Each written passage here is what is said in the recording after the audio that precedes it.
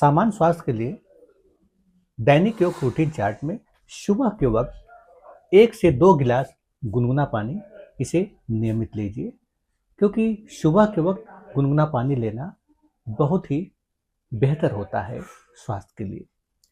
उसके बाद आप वार्म अप यानी गर्दन, कंधे, हाथ, घुटने इत्यादि को घुमाना, तो इसे कम से कम आप 5 मिनट करिए। उसके बाद आप सूर्य नमस्कार करिए। तो सूर्य नमस्कार में कुल 12 आसन का एक राउंड होता है, तो कम से कम इसे आप 2 राउंड जरूर करें, यानी 10 से 15 मिनट जरूर करें, क्योंकि सूर्य नमस्कार से शरीर में ऊर्जा व स्फूर्ति बना रहता है। और यह एक ऐसा योग है कि इससे पूरे शरीर का व्यायाम हो जाता है, पूरे शरीर में ऊर्जा व स्फूर्ति बरकरार रहता है। उसके बाद ताड़ासन भी आप 2 मिनट करिए।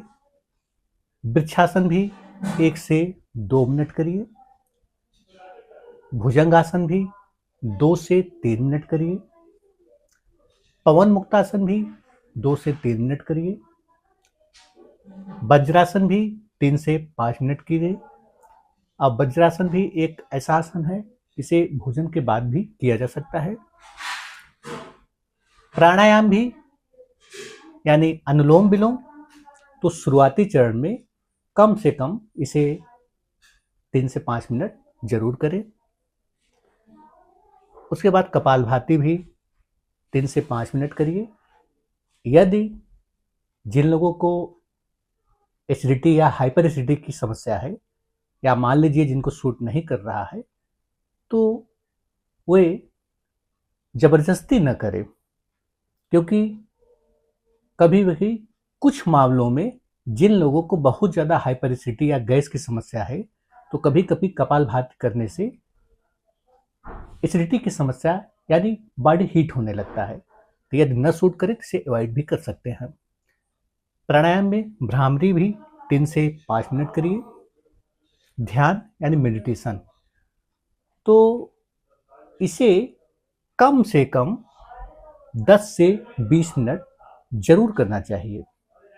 इसे आप सिद्धासन में भी बैठकर कर सकते हैं, और मान लीजिए सिद्धासन पर नहीं बैठना है तो इसे साधारण तरीके से भी आप बैठकर कर सकते हैं। लेकिन मेडिटेशन किसी भी उम्र में किया जा सकता है,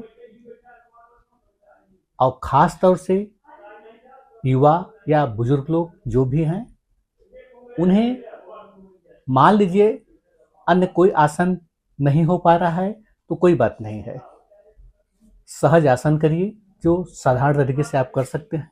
लेकिन मेडिटेशन तो हर किसी को जरूर करना चाहिए। इससे मन व मस्तिष्क शांत रहता है और आपका नाड़ी संतुलन में रहेगा, और किसी भी तनाव और चिंता शरीर में नहीं टिकेगा। शरीर रोग से मुक्ति रहेगा। इसके साथ साथ उसके बाद श्वसान, तो यह भी पूर्ण विश्राम की अवस्था है, तो इसे भी 5 से 10 मिनट जरूर करें। इसके साथ साथ यह भी ध्यान दें कि यदि शुरुआती चरण में आप कोई आसन या योग चालू कर रहे हैं, तो पहले दिन से बहुत ज़्यादा लंबे समय तक न करें। आप धीरे धीरे अपनी क्षमता को बढ़ाइए, और कम से कम आधे घंटे आप प्रतिदिन नियम से और समय से जरूर करें। और इसके साथ साथ यह भी ध्यान दें कि हफ्ते में 2 दिन शरीर को रेस्ट भी दें। यदि आप लगातार 3 दिन योग और आसन कर रहे हैं, तो बीच में 1 दिन आप गैप करिए। तो इस प्रकार से अपना चार्ट बना ले, और कोशिश करें कि हफ्ते में 2 दिन शरीर को रेस्ट जरूर दें। तो यह शरीर के लिए अति उत्तम होता है। इसके साथ साथ कुछ बातों का और ध्यान दें कि योग करने से पहले खाली पेट योग करना शरीर के लिए, स्वास्थ्य के लिए अति उत्तम होता है। यदि मान लीजिए यदि आप नाश्ता ले लिए हैं या भोजन ले लिए हैं, तो ऐसी अवस्था में 2 से 3 घंटे के बाद योग करें। लेकिन खाना खाने के बाद यदि 2 से 3 घंटा में यदि आप योग कर रहे हैं तो उस वक्त बहुत हार्ड योग न करें, बहुत ही साधारण या जो सहज तरीके से किया जा सके वही करें। इसके साथ साथ यह भी ध्यान दें कि योग के दौरान आप हल्का ढीला कपड़ा पहने और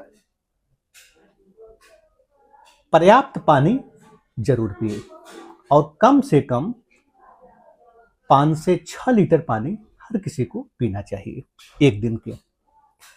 उसके बाद योग के बाद 20 मिनट बाद तब आप फल का भी सेवन करिए या अंकुरित अनाज जैसे मूंग या चना या हल्का नाश्ता उसे आप लीजिए। तो अपने टेस्ट के मुताबिक बदल बदल कर लीजिए तो यह बेहद अच्छा होता है।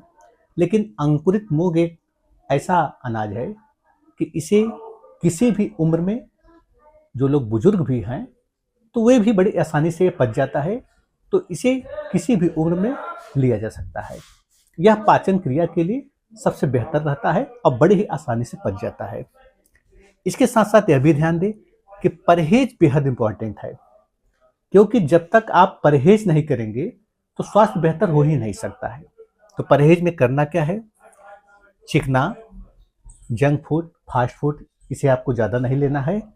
उसके साथ साथ ध्यान रहे धूमपान, तंबाकू या अत्यधिक शराब, तो इससे भी बचे। जो लोग मीट लेना पसंद लेते हैं तो वे बहुत ज़्यादा प्रोसेस्ड मीट न लें। इसके साथ साथ यह भी ध्यान दें कि देर रात तक जागने से जरूर बचें।